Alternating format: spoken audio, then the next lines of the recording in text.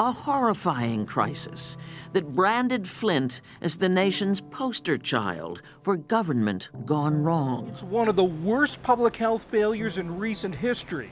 The contamination of Flint, Michigan's drinking water, blamed for at least a dozen deaths and health problems for countless others. Former Michigan Governor Rick Snyder pleaded not guilty to misdemeanor charges. He willfully neglected his duty during the Flint water crisis, his lawyer calling it political persecution. 8 other former officials and aides were also charged in connection to the scandal, 2 with involuntary manslaughter. I know apologies won't make up for the mistakes that were made. Nothing will. But I take full responsibility to fix the problem so it will never happen again. But Governor Snyder's lawyer calls the case against him a flimsy one and a waste of taxpayer money. The refusal to listen to the people of Flint about its consequences led to the mass poisoning of every kid in the city of Flint. Between April 2014 and October 2015, at least 12 people died and 91 people got sick from an outbreak of Legionnaire's disease, the 3rd largest recorded in U.S. history. Prosecutors announced 41 criminal charges against 9 former state and city officials.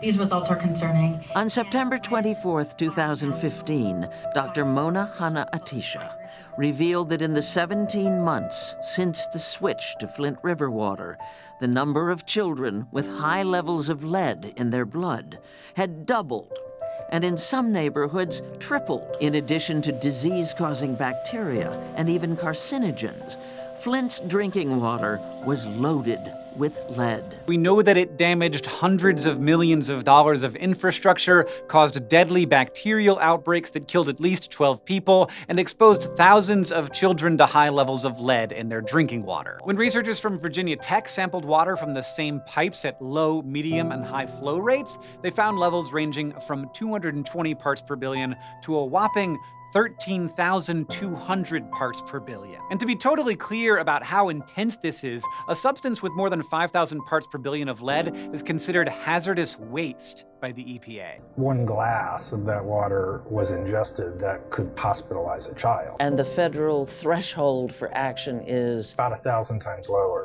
The Rick Snyder administration ignored warnings about the lead. They attacked scientists and a local doctor who tried to warn residents about the lead.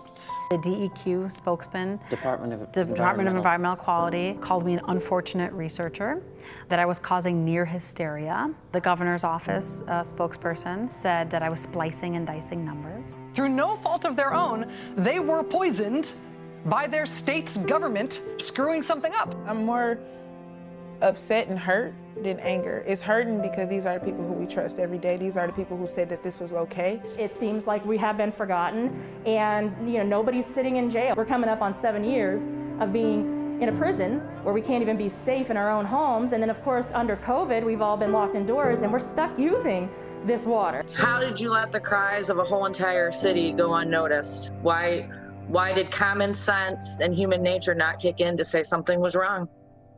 When you know something that will create a physical condition in a human body, and you have the ability to do something about that, where you put money above human life, oh yeah, you need to pay for that.